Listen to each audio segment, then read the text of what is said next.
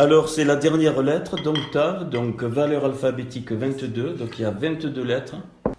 Et donc les 5 sophites, ça fait 27 lettres.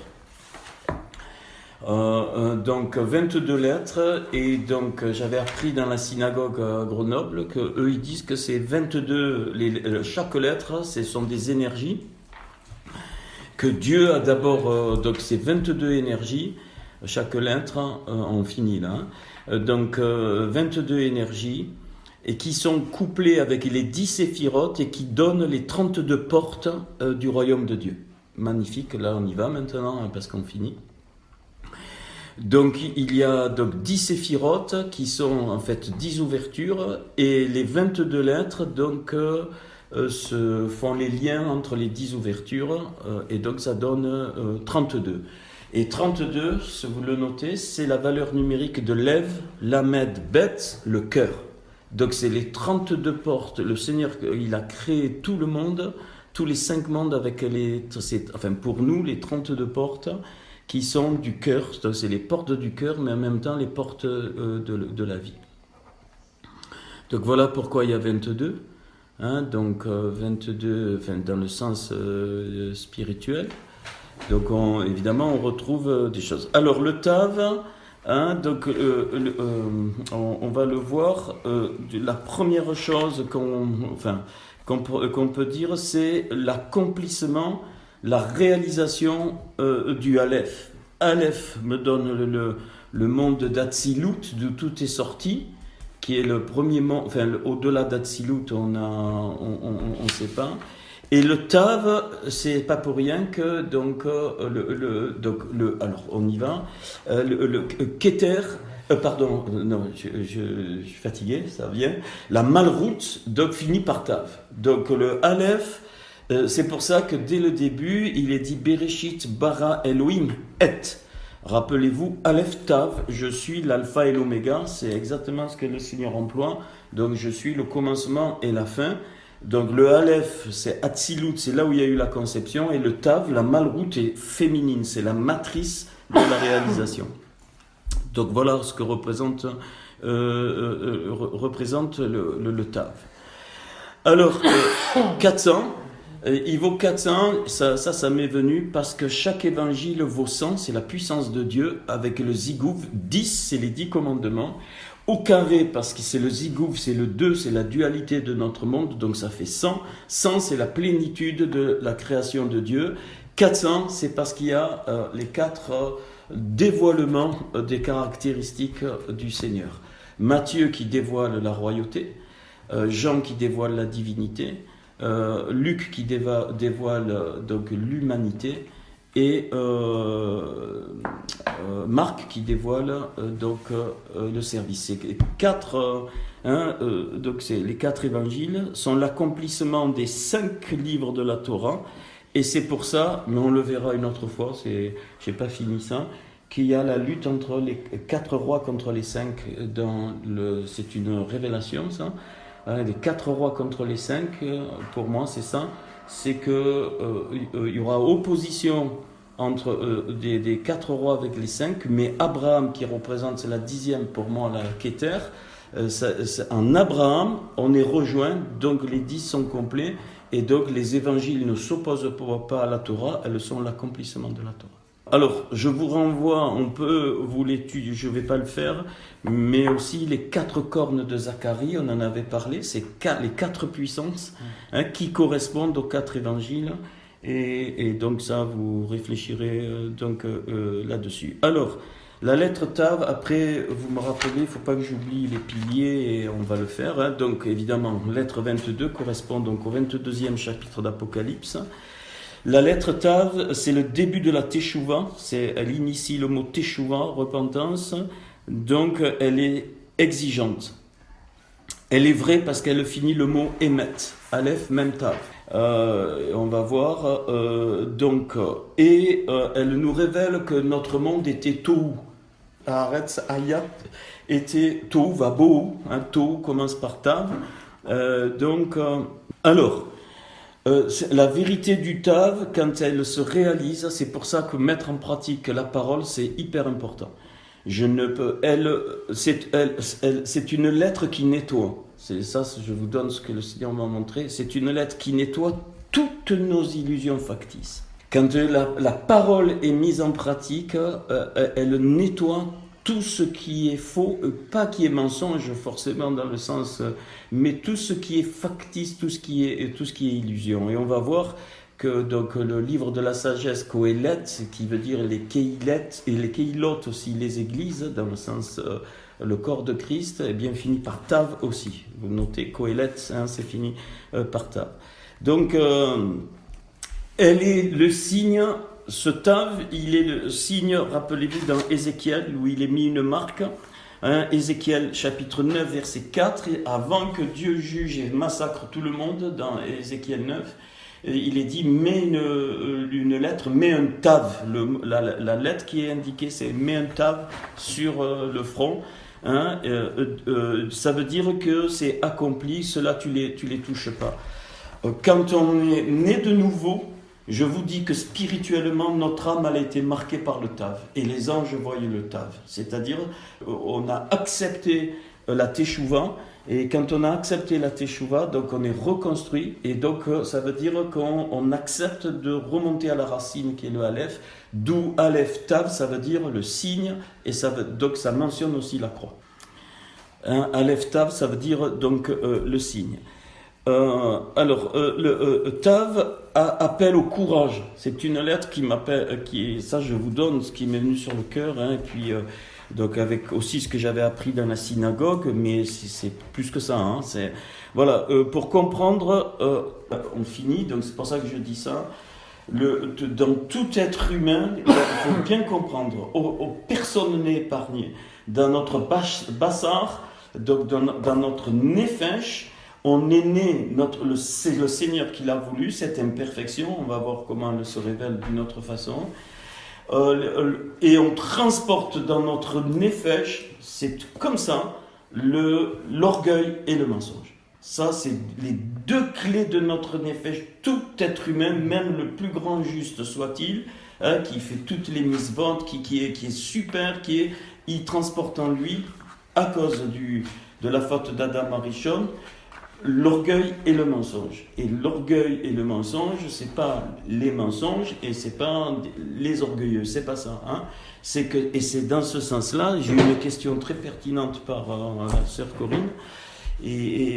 Alors, ce qu'il faut bien comprendre dans cette dimension, c'est très fort.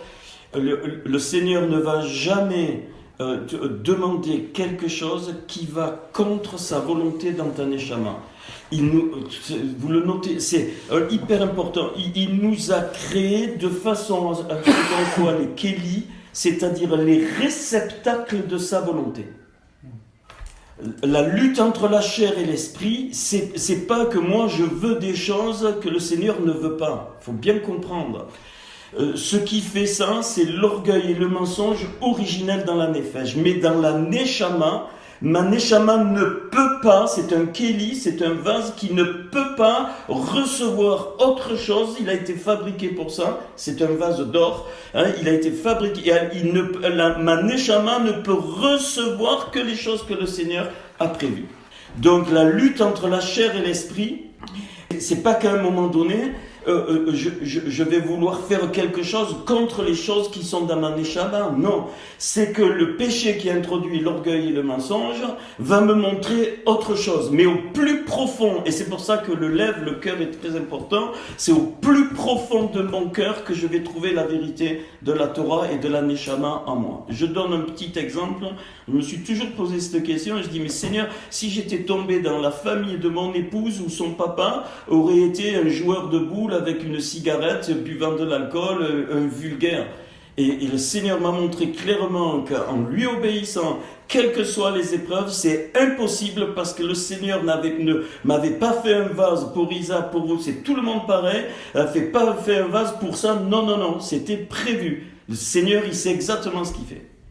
Par contre, si je prends des critères, d'autres critères qui sortent du péché originel, eh bien c'est là que le problème vient, et c'est pour ça que la teshuva, le tav pour l'accomplissement, est très important.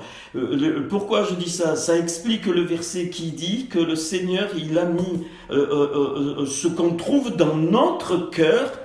Rappelez-vous, il met des choses directes dans notre cœur, et donc toutes les épreuves qui vont avoir lieu, elles sont forcément bonnes parce qu'elles vont bloquer l'orgueil et le mensonge originel. Et même si j'ai des difficultés, quand je suis dans la volonté de Dieu, je suis heureux. C'est bon ou pas? Et c'est grâce à ce tav, la croix, c'est l'accomplissement de la volonté. Quand le Seigneur, il a dit à la croix, il a dit, Père, non pas ce que je veux, mais ce que tu veux. On dit, mais c'est fou. Alors je dis, le Seigneur ne demandera jamais plus à personne de mourir à la croix pour le péché de l'humanité. Point. C'est tout. Le Seigneur avait préparé le vase du Mashiach pour qu'il puisse passer par là. C'est bon? Voilà. Donc on n'a aucune inquiétude. C'est un faux message qu'on a entendu. C'est ce que j'appelle la croix charnelle. C'est-à-dire, non, mais tu as des dons en musique, tu crèves tes mains, tu joues surtout pas parce qu'il faut que tu crèves. Faux. C'est démoniaque. Et ça, je ne veux plus entendre ça. C'est démoniaque. C'est bon? Il ne sera jamais plus demandé dans le sens de l'époque d'Abraham, qu'un père sacrifie son enfant, ça n'a existé qu'une seule fois. Après, ça nous donne des portées spirituelles. Le Isaac, c'est pas forcément un enfant charnel qui est né de nos entrailles. Le Isaac, ça peut être plein de choses, et la croix, ça peut être plein de choses. Est-ce que vous comprenez ça? Voilà. Et on est unique en ce sens dans cette lettre. Pourquoi? Parce que tu ne peux pas avoir les mêmes épreuves que celui qui est à côté de toi. Toi, suis-moi, peu t'importe les autres. Là où moi je vais être éprouvé, ça ne veut pas dire que tu vas être éprouvé. Or, dans la religion, c'est affreux, on veut mettre tout le monde au même truc. Si tu es passé par là, tu dois passer par là, c'est faux. C'est archi faux. C'est pour ça que, par exemple, je prends Élie, que je connais bien, que j'aime beaucoup. Il a eu une certaine vie, il a eu des épreuves. Élisée, qui a continué, n'a pas eu les mêmes épreuves. Il a continué. Et c'est pareil pour chacun de nous. Mais par contre, on doit discerner, dans le corps, on doit discerner, si mon frère, ma soeur passe par une épreuve, et qu'il est dans la volonté du Seigneur, eh bien, il y a quelque chose qui est en train de maturer, de devenir tave en lui, parce qu'il en a besoin. Point. C'est tout. C'est pas parce qu'il doit passer par là, parce que je suis passé, ainsi de suite. Faux. Ça, c'est faux. C'est bon? Je vois, oui, c'est bon. Ok. Donc l'amour, et c'est pour ça qu'il est parlé de l'amour de la vérité qui est le Hémet. C'est dans l'amour de la vérité avec le lève, avec mon cœur, que cette chose arrive. Donc c'est pour ça que le Tav appelle au courage pour comprendre, pour embrasser cet orgueil originel, qui est l'orgueil. Et il y en a que deux, l'orgueil et le mensonge, et vous expliquez tout. Alors elle nous invite à être pèlerins. Pèlerin, c'est le propre de ma vie dans le Seigneur, pèlerin, détaché de ce monde des vanités, d'accusant du monde comme n'en usant pas, on peut se réjouir, tout faire, mais on est détaché, on va avoir même beaucoup d'argent, être très riche, c'est pas un souci pour le Seigneur, mais on est détaché. C'est une lettre qui est implacable, parce que c'est l'accomplissement. Elle vient secouer les voiles de l'inertie, révéler évidemment le mensonge. Pourquoi le mensonge et l'orgueil, ce qu'il faut comprendre, a abîmé les 7 séphirotes, la Bina, la Rochma et la Keter, ça ne peuvent pas être touchés par le péché. Alors ça, c'est pas moi qui ai reçu ça, c'est un rabbin qui avait reçu ça, mais je le crois, on verra pourquoi. Et c'est pour ça qu'il y a une lettre aux 7 églises, pas 10 églises, 7 églises, parce que la Bina, la Rochma et donc la Keter ne peuvent pas toucher. Donc, et pareil, notre âme, elle a été abîmée. Et donc la teshuva dans le Seigneur, eh bien, ça veut dire qu'on va être reconstruit. Alors, d'où cette lettre, dans l'accomplissement des choses au cours de ma vie, elle va me permettre de retrouver mon identité divine. Notre identité divine va se révéler au fur et à mesure que le TAV se développe en moi. Et c'est pour ça qu'on ne peut pas et on ne doit pas se copier les uns sur les autres, parce que notre identité divine, qui remonte à l'étincelle, donc qui est la Yérida, eh bien, elle est unique. Dans chaque niveau de l'âme, on ne va pas le faire, vous retrouvez les 10 séphirotes. C'est pour ça que Abraham, quand il dit « Seigneur, tu trouves 50 », il parle des 5 niveaux de l'âme. 10 séphirotes dans les 5 niveaux de l'âme, ça fait 50. Donc, un vrai juste, notre Seigneur, le Mashiach, il était Tav, dans les 10 séphirotes de son âme, il était parfait. Et il n'aura jamais plus comme lui. Donc, il était Tav dans les 10 niveaux de son âme. Et donc, il était 50, donc chiffre de la révélation, révélation de la vérité. Et quand Abraham conteste, quand il dit, si tu en trouves 50, c'est ça qu'il dit. Il dit, si tu trouves quelqu'un avec une âme qui a accompli dans les 5 parties de l'âme les 10 séphirotes, qui a réparé les 10 séphirotes, les 10 portes, alors il est juste. Tu dois être, j'ai noté ça, ce que Yod et Vavé veut que tu sois, sans aucune comparaison. Ok, ça c'est bon. Et non pas celui que je veux montrer à ceux qui veulent voir en moi ce que je ne suis pas. Ça, c'est une phrase qui m'est venue dans le sommeil. Et non pas celui que je veux montrer à ceux qui veulent voir en moi ce que je ne suis pas. Si vous voulez la noter, je vous laisse le temps de la noter. Et non pas celui que je veux montrer à ceux qui veulent voir en moi ce que je ne suis pas. Alors, le Tav me parle de la mort à apparaître, évidemment. Le Tav va nous aider à recevoir le feu du Shin, qui consumera tout ce qui n'est pas la lumière en nous, première épître de Jean. Donc, pour moi, dans ce sens, elle est la mort de l'ego au sens mauvais du terme. Le Tav est la mort de l'ego pour ressusciter dans l'être que je suis en Christ. Galates, chapitre 2, verset 20, que vous connaissez par cœur. Ce n'est plus moi qui vis, c'est Christ qui vit en moi. Voilà, ça c'est pour quelques... Donc on va faire les 8 mots. Je commence... donc le psaume 119, évidemment les derniers versets. Ça finit à 176, donc on part de 168 et 8, ça fera 176. Donc de 168 à 176. Alors... les 8 premiers mots, donc c'est tikrav, donc laisser venir, approcher, sacrifier, le mot tavo, atteindre, le mot tabéena, prononcer, le mot to, tav ainun, qui doit parler tei, devenir, taivti, il me tarde, je suis pressé, taiti aussi, le deuxième, avec un vav, ça veut dire il me tarde, avec un yud, ça veut dire je me suis égaré. Et Théri, donc laisser vivre. Donc voilà pour les 8 mots. Alors on peut le prendre, le psaume 119. Voilà. Alors que mon cri parvienne jusqu'à toi, ô Éternel, donne-moi l'intelligence selon ta promesse. Donc là, que ma supplication arrive jusqu'à toi. Délivre-moi selon ta promesse, que mes lèvres publient ta louange. Car tu m'enseignes tes statuts, que ma langue chante ta parole.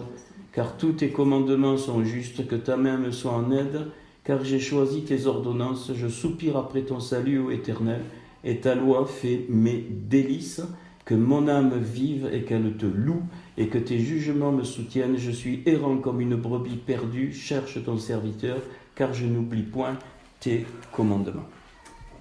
Donc, un passage magnifique. Alors, les piliers, c'est clair, on finit par les 3 séphirotes d'en haut. On trouve dans ces 8 versets un pilier, la Bina et la Rorma. Maintenant, vous savez ce que c'est. Et le centre, c'est la Keter. Ça, c'est les 3 piliers. Les barres de protection, le centre, c'est la liberté. Christ nous a affranchis, c'est fini, c'est accompli à la croix. En haut, on devient pèlerin. C'est-à-dire on sait que notre devenir, en bas on devient pèlerin parce qu'on sait que notre devenir c'est là-haut, et en bas toute notre mission que le Seigneur a prévue, ça va être de l'accomplir. C'est mon seul but d'existence, c'est d'accomplir la mission ici-bas. Et donc, deux choses. En haut, la louange au Seigneur, il le dit clairement, David, donc louer en tout temps le Seigneur, le louer dans tous les sens du terme, le louer, c'est constamment la louange donc au Seigneur. Et en bas, la mise en pratique. La mise en pratique, notre vie doit être un chant. Chant des chants, shirachirim, c'est ça que notre vie doit devenir. Maintenant, on va un peu plus loin. Alors j'avais eu les choses il y a quelques mois, là, mais il y a des choses que j'ai eues depuis ces quelques jours, là, que j'ai notées ici, on va y venir. Donc le Tav apparaît au début de la création, Bereshit, ça finit par Tav. Commence par bête, le premier mot commence par bête, et le premier mot commence par bête et finit par Tav. La création, donc jusqu'à Genèse 2-3, la Asot, l'œuvre qu'il avait faite, la Asot, ça boucle la création, c'est un Tav. Et dans le mot Asot, c'est les mêmes lettres que Yeshua. Très important. Asot, c'est les mêmes lettres que Yeshua. Donc il y a, alors Asot, la valeur alphabétique 65. Si tu rajoutes le Aleph de Dieu du monde d'Atsilut, ce qui est caché, 66, les 66 livres. Valeur numérique 776, tu rajoutes le Aleph de Dieu, il s'est caché exprès, le Aleph il est caché, tu le rajoutes 777, signe de la perfection, donc 7 fois 111, donc 21 fois 37, donc 37 c'est le salut, et 21 c'est la plénitude de l'accomplissement, 3 fois 7, plénitude de l'accomplissement. Donc c'est l'accompli, le fini, et la croix a fait cette œuvre pour notre monde. Donc qu'est-ce que va être ce Tav dans ce Bereshit? Il s'agit de préparer le monde à être le réceptacle, l'épouse du divin. Et c'est pas pour rien que le mot, quand Noé rentre dans l'arche, on va voir, il est dit Ve-ishto, avec un Tav, et son épouse. Donc, Ish, c'est Esh, Aleph, Shin, c'est donc l'accomplissement. Ishto, l'épouse, c'est l'accomplissement du feu, c'est l'accomplissement du Ish, c'est l'accomplissement de l'être, de ce qui est être de toute éternité. Alors, et Hachem, on va voir, Dieu a créé son monde imparfait, ça on l'avait vu. Et vous allez peut-être être étonné de ce que je vais dire, mais pour que l'homme le termine. On n'est pas des robots. Le Seigneur veut qu'on termine la préparation du monde pour que le Mashiach arrive. C'est pas juif ce que je dis, c'est très chrétien. Pour arriver à la réalisation de ce grand projet divin qui a été la création. Alors on revient à la création. On pourra peut-être le voir à La Rochelle, mais Bereshit correspond au premier jour, Bara correspond au deuxième jour, Elohim correspond au troisième jour, Et correspond au quatrième jour, Hashamaim correspond au cinquième jour, Ve'et correspond au sixième jour, Haaretz correspond au septième jour. Chaque jour ouvre les parachas du livre de la Genèse, du Bereshit, j'ai pas le temps. Chaque jour, il y a sept parties dans le livre de la Genèse qui regroupent plusieurs parachiotes. Il y en a 12 au total. Et c'est pour ça que... et chaque mot est inclus dans le Bereshit. Mais même, j'ai pas le temps, mais je suis en train de préparer. Le bête, il s'est ouvert. Il va révéler le monde de l'unité d'Atsilut. Il s'est ouvert par le point. Par le point, il s'est ouvert. Donc le point, il s'est ouvert, et de là est sorti le Réchit, ainsi de suite et tout le reste. Donc c'est un déploiement comme la nature me le montre. Quand je mets une graine, eh bien il y a tout, elle peut devenir un séquoia gigantesque, ça c'est tout déployé. Donc notre monde est le déploiement de l'unité qui était dans le monde d'Atsilut. Et donc comme il y a eu la chute entre le premier verset et le deuxième verset, les 7 jours de la création, enfin les 6 jours de la création plus le Shabbat, c'est une manifestation de la gloire de Dieu à la face de l'ennemi et l'annonce que tout sera reconstruit. Ça, il faut le comprendre. tout, il annonce par les 7 jours que tout sera réparé. Absolument tout. C'est ça que veut dire l'Aasot. Hein, il y a donc les lettres de Yeshua dedans, et l'Aasot 777, donc c'est la perfection. Et le Seigneur a laissé ce vide d'imperfection pour que on ne soit pas des robots et on devienne comme des dieux par rapport à la terre. C'est pour ça qu'il est dit, mais vous serez comme des dieux. On a la même, ce que Dieu a envers nous, on l'a par rapport à toute la création. On n'est pas Dieu, mais c'est la même image. C'est pour ça que le mot émet, c'est la conjonction de méta, mort, et de aleph, le retour à l'origine, donc à la vie. Pourquoi ? C'est la graine. Émet, c'est la mort de la graine pour qu'il y ait le déploiement. Ok, ça marche. Le Tav, quand il est dit là, saute, le Seigneur dans ce Tav, il voit déjà tout le monde réparé. Absolument tout. Il voit l'épouse. Il voit le Adam Kadmon qui est réparé complètement. Et donc, ça va être tout construit autour de ça. Et puis, c'est lui qui écrit l'histoire. Hein. Et c'est seulement à la fin de l'histoire que la vérité sera révélée. Même nous, même les plus grandes vérités que Dieu a données aujourd'hui, ça sera qu'à la fin. Quand le Mashiach vient, c'est qu'une part qui est révélée. On va voir pourquoi. Donc, Apocalypse, le dernier verset de l'Apocalypse, c'est un verset ouvert. Voilà. Donc, on doit préparer sa seconde venue. C'est notre mission. On doit préparer sa seconde venue. Et après sa seconde venue, les 1000 ans qui vont avoir lieu sur la terre, c'est pas 1000 années, c'est des shana, des shanotes. On ne sait pas. On ne sait pas. C'est pas 1000 ans comme on croit. Hein. Et pendant tout ce temps-là, à la seconde venue du Seigneur, l'accomplissement d'Apocalypse est fait, le Tav est fait, mais on rentrera, à la fin de ça, on rentrera dans un autre monde. Ok. Alors, maintenant, pourquoi je dis ça ? Eh bien, on va voir. Alors, si je prends le premier verset de l'Écriture, donc, Bereshit, bara, Elohim, et Hashamayim, vet, aretz, 7 mots, et 7 mots, 28 lettres. Donc 28, c'est avec 28 lettres que le Seigneur a fait notre monde. Et maintenant, je prends le dernier verset, Apocalypse 22, 21. Je prends le dernier verset, Resed Yeshua, à Mashiach, à donner-nous, im kulerem, amen.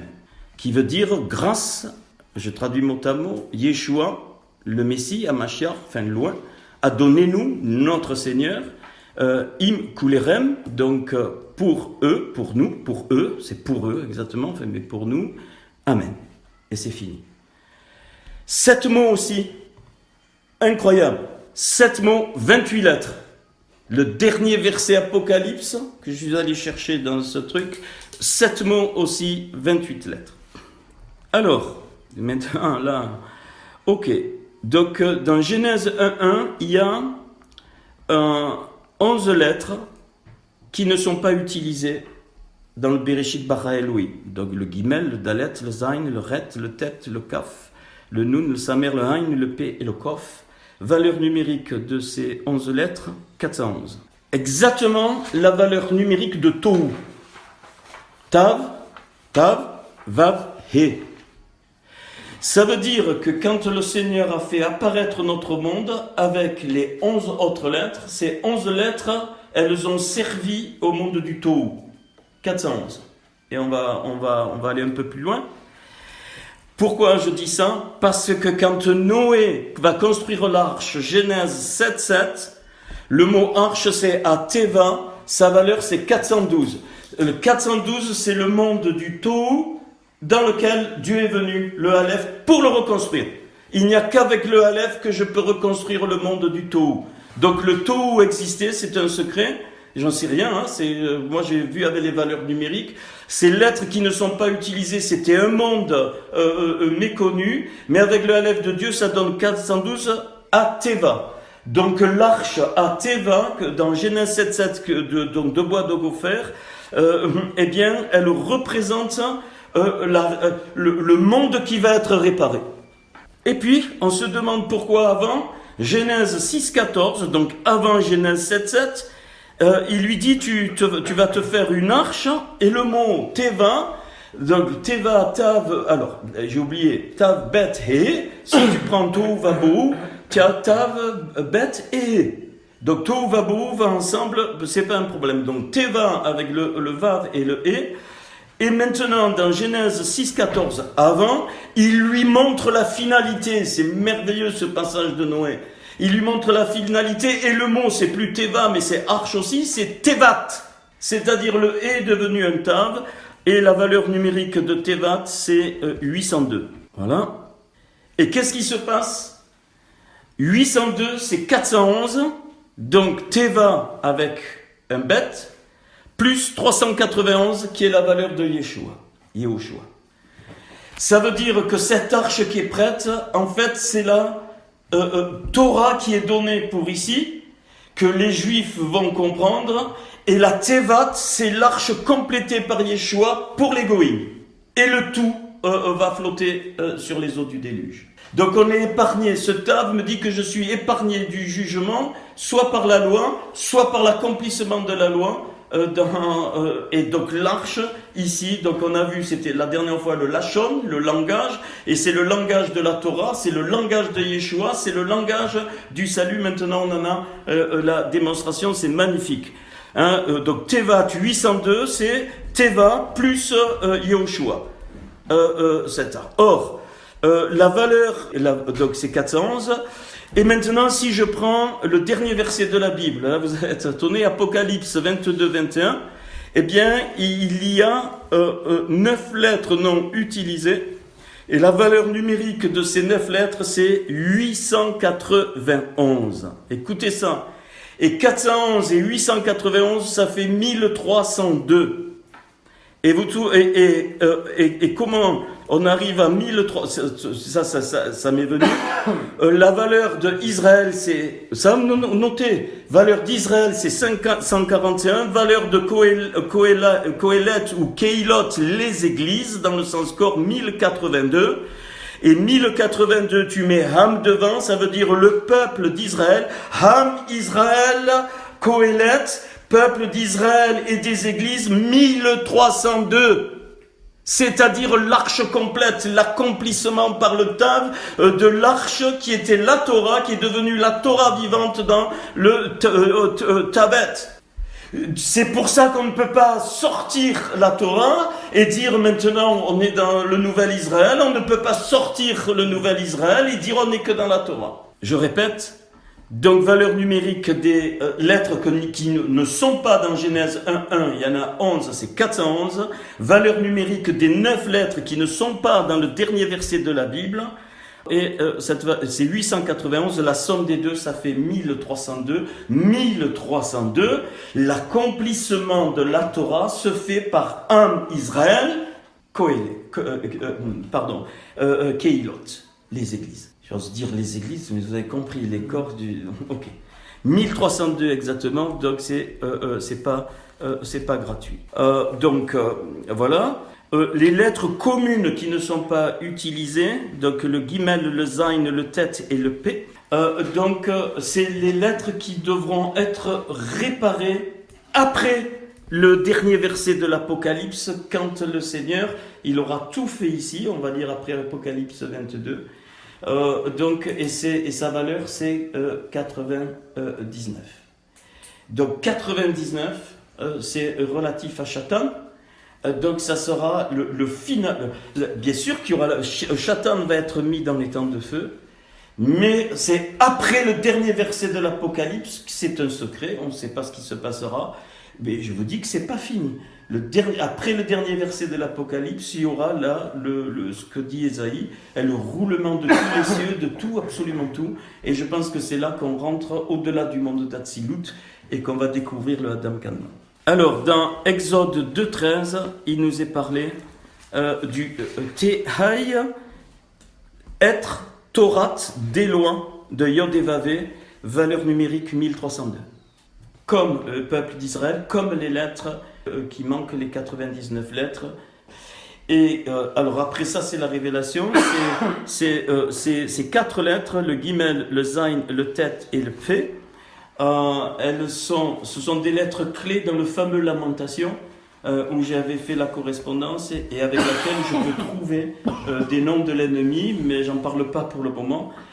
Et donc tout le monde de l'enfer, tout le monde donc du Sheol et du Hadès, les deux seuls mots en hébreu, donc les lettres fondamentales de ces mondes, c'est le Gimel, le Zain, le Tet et le P. Donc P, c'est pécha. Donc le Tet, c'est donc une lettre de Shatan. Le Zain, c'est la racine de l'orgueil.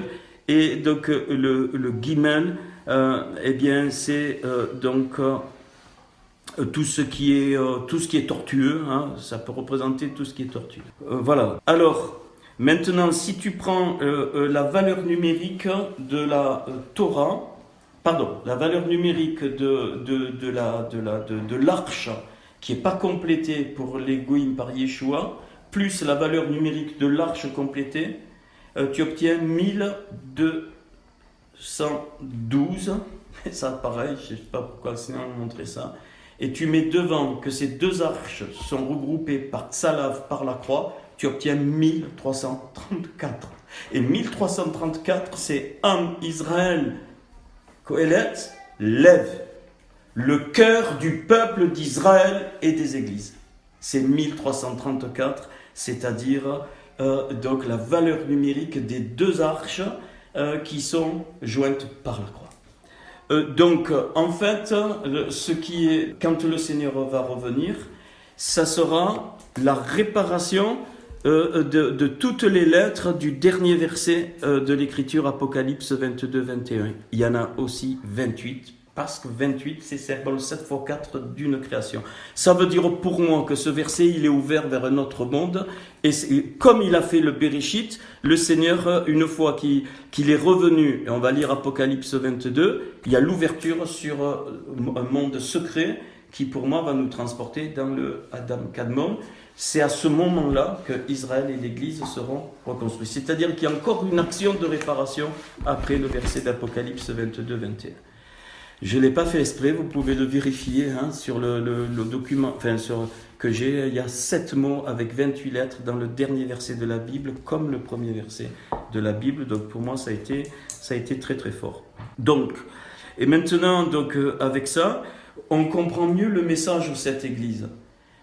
En fait, le message de cette Église est une préparation uniquement à la première réparation du Tohu, de ce monde du Tohu qui est fait 411 et les lettres manquantes. Et après, il y aura la réparation d'autres choses que je ne sais pas encore pour finir. C'est-à-dire qu'il n'y aura plus rien du tout. Ce Aleph qui a ouvert le Bet et qui a tout donné, eh bien, on va retourner dans ce Aleph. Alors, les 7 églises représentent les 7 séphirotes qui ont été touchées par la faute d'Adam Arishon. Et là, on va juste donc aller dans les 7 églises, mais pas complètement. Alors, la première église qui est Éphèse, voilà. Donc, alors la première église qui est donc Éphèse, c'est donc Epsos, le mot Epsos. On pourrait traduire donc Aleph P, c'est le souffle qui sort de la bouche, le haf ou les narines, sous cheval, les narines du chevaux.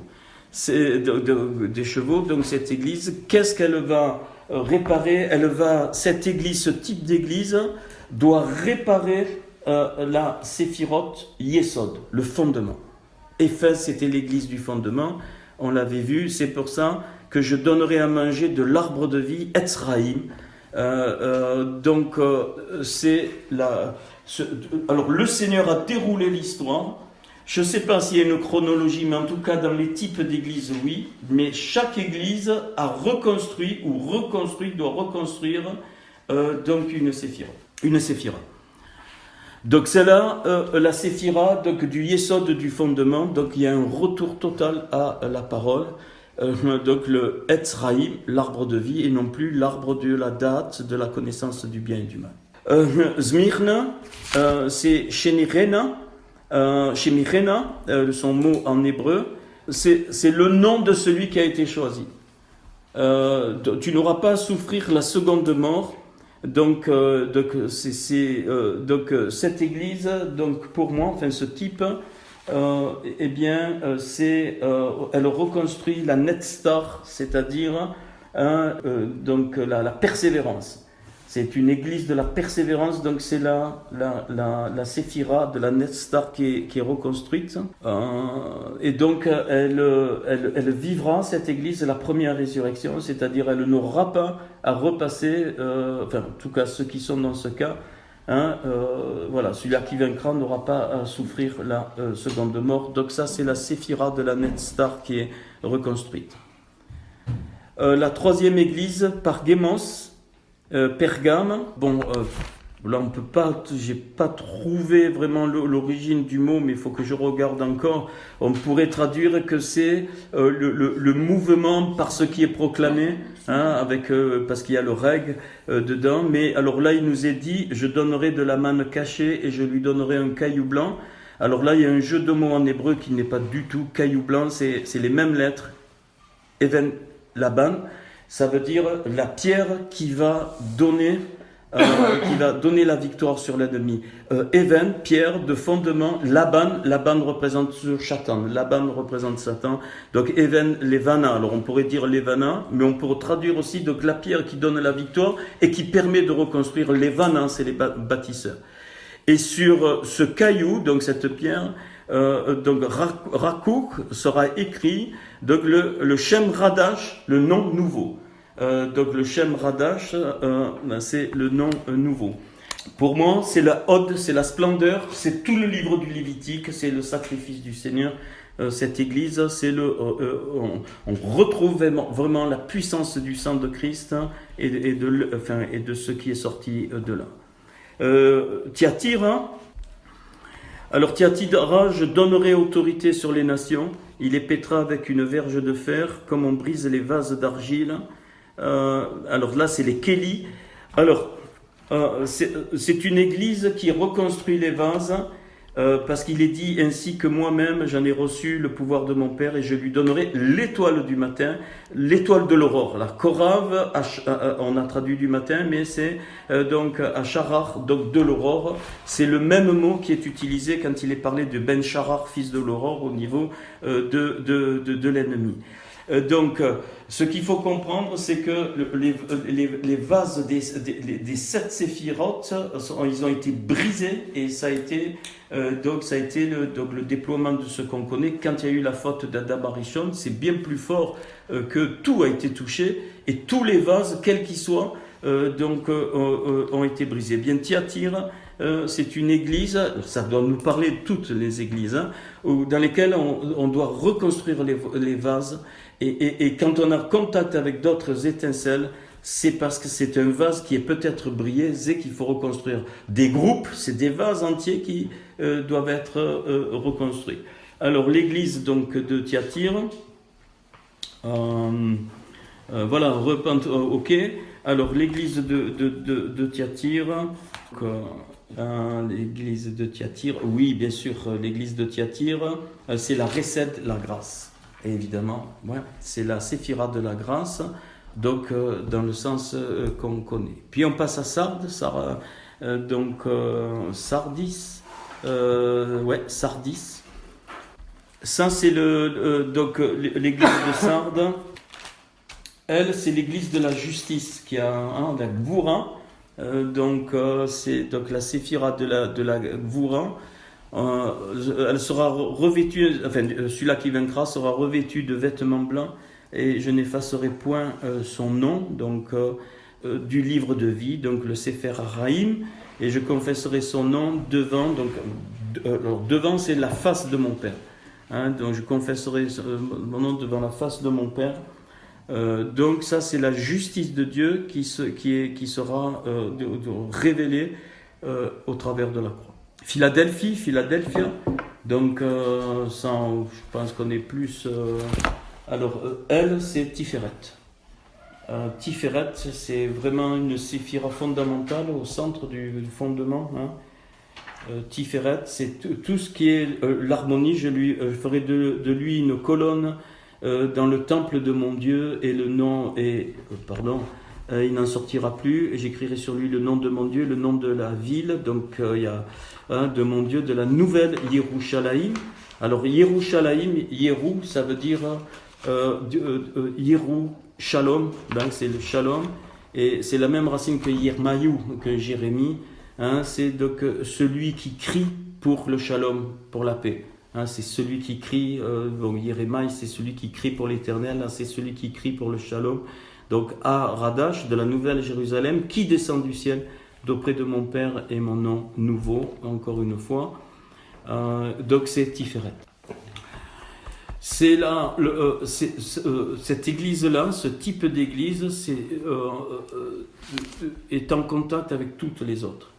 C'est-à-dire que dans la Tiferet, dans les connexions, elle est en contact avec les 6 autres séphirotes. Et donc c'est pour ça que je crois que l'église de cœur de Philadelphie, c'est l'église qui se révèle au temps de la fin, qui est cachée, c'est elle qui marque le plus l'épouse, et c'est elle qui va bénir tous les types des 6 autres, et ceux qui en tout cas vont vouloir revenir, y compris Laodicée.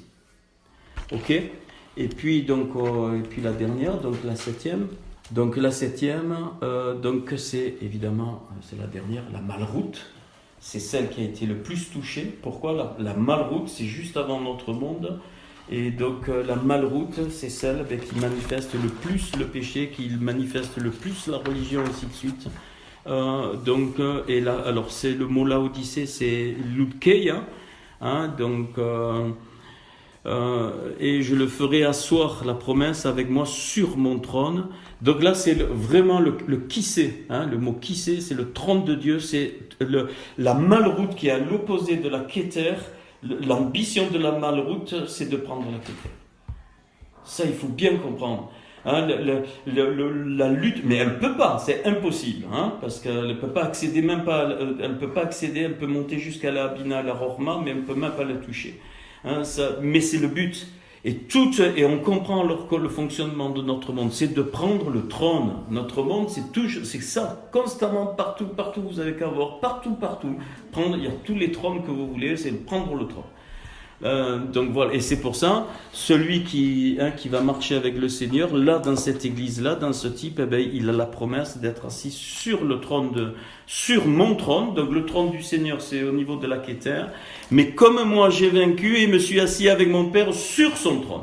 C'est-à-dire qu'il y a un autre trône, et je crois que c'est le trône du Adam Kadmon, avant qu'on rentre dans la Insof, c'est-à-dire dans cet infini de Dieu qui est le trône de Dieu. Donc le trône du Seigneur, c'est pas le même que le trône de Dieu. Alors là, on finit. Donc voilà pourquoi la porte 6 de Néhémie dans laquelle on est, elle clôture et elle va ouvrir sur la Malroute, et les autres portes ne sont pas reconstruites dans Néhémie. Parce que c'est les 6 porte-feux qui doivent être, et la dernière, c'est la 6e, qui va, les autres vont servir à la réparation de la Malroute qui est la plus touchée. Et donc, on verra peut-être ça à La Rochelle, tranquille, on doit étudier le livre d'Esther et le Cantique des Cantiques. La reine qui est cachée, c'est pour la Malroute, et l'épouse du Cantique des Cantiques, c'est celle qui se prépare pour aller vers la Kéter. Est-ce que c'est clair?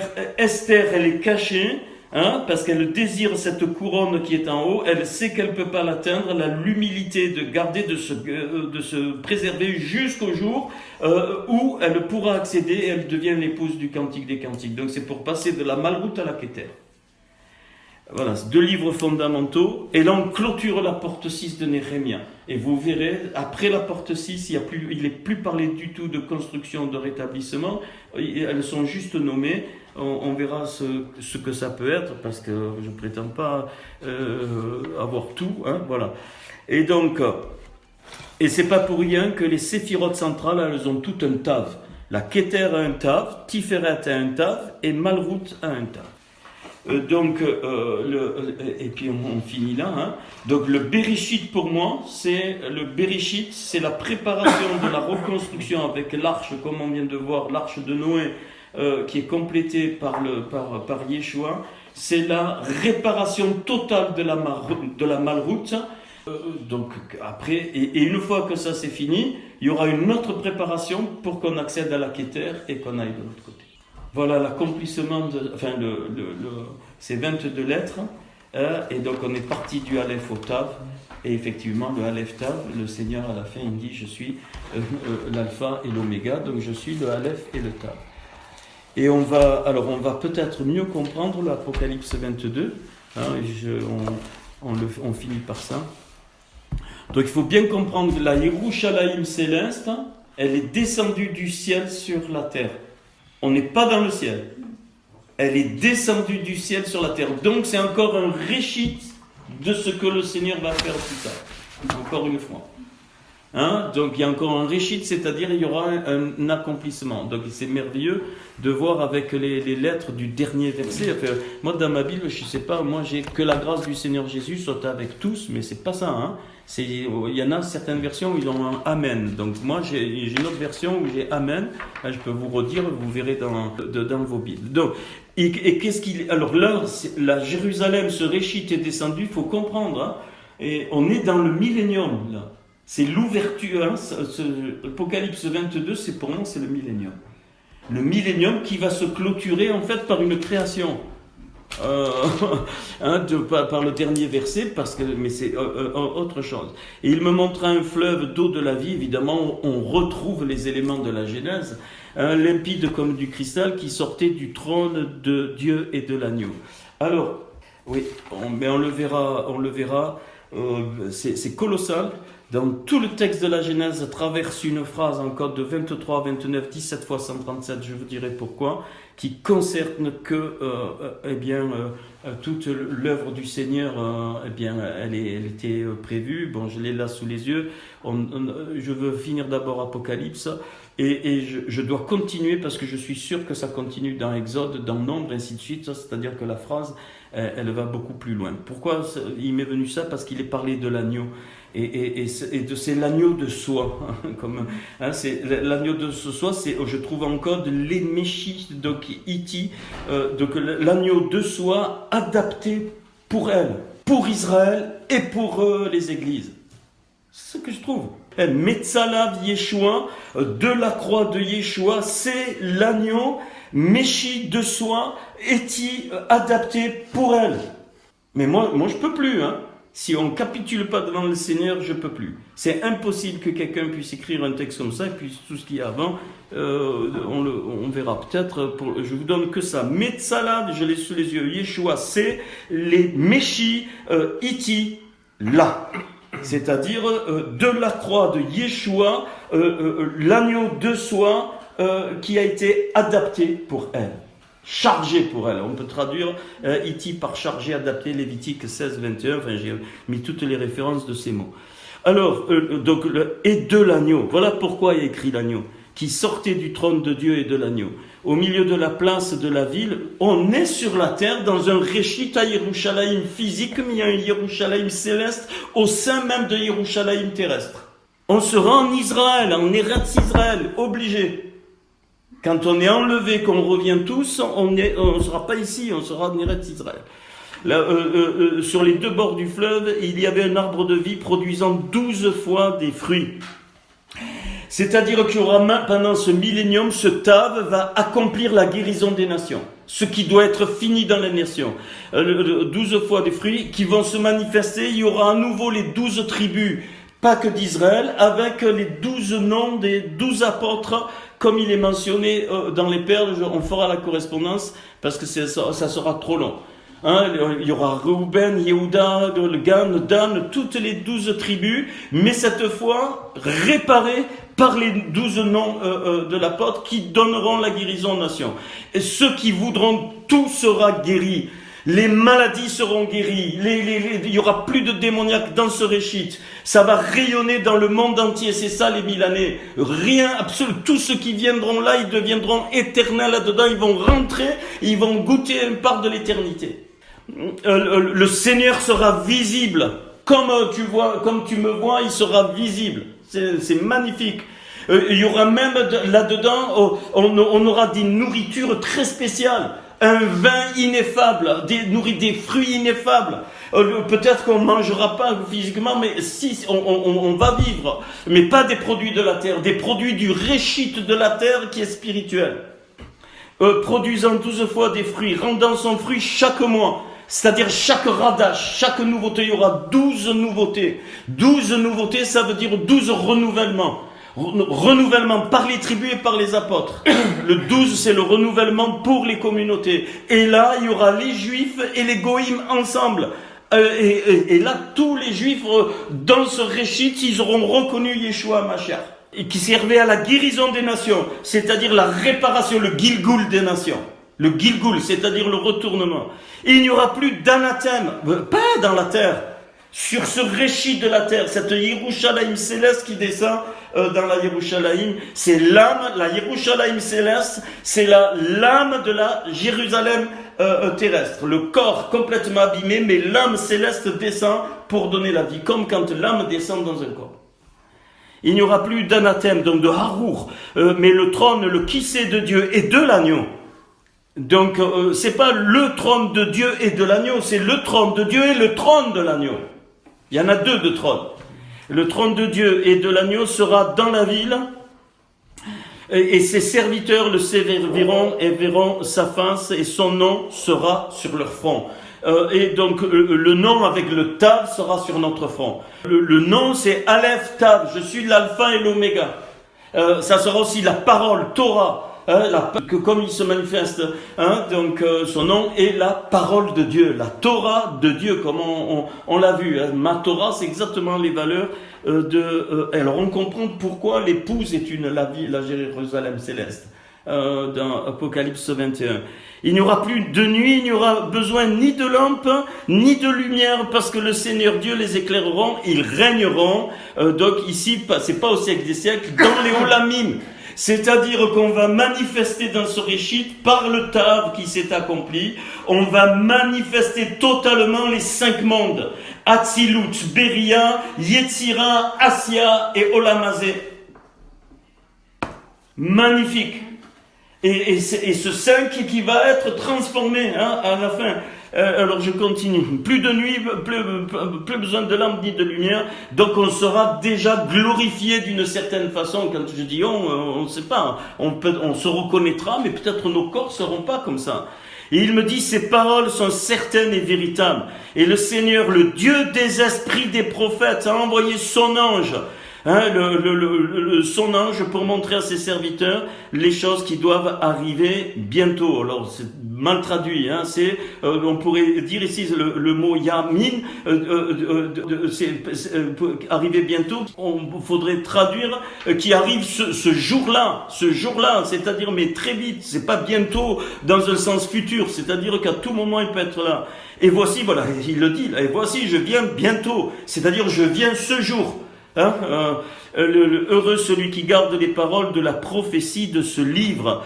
Et la prophétie de ce Sefer, c'est toute la Torah, tout le Nouveau Testament, mais aussi ce qui va suivre et qu'on ne connaît pas. Et quand j'ai entendu et vu, je tombais aux pieds de l'ange qui me les montrait pour l'adorer. Il me dit, garde-toi de le faire, je suis ton compagnon de service et celui de tes frères les prophètes et de ceux qui gardent les paroles de ce livre. Adore Dieu. Il me dit, ne scelle point les paroles de la prophétie de ce livre. Voilà la clé. Ne scelle point. C'est-à-dire que c'est ouvert, il y a une continuation. Car le temps est proche, que celui qui est injuste soit encore injuste, et que celui qui est souillé se souille encore, et que le juste pratique encore la justice, et que celui qui est saint se sanctifie encore. C'est-à-dire qu'il y aura une période de l'extérieur où il y a des nations, ils ne voudront pas. Ils verront, mais ils ne voudront pas.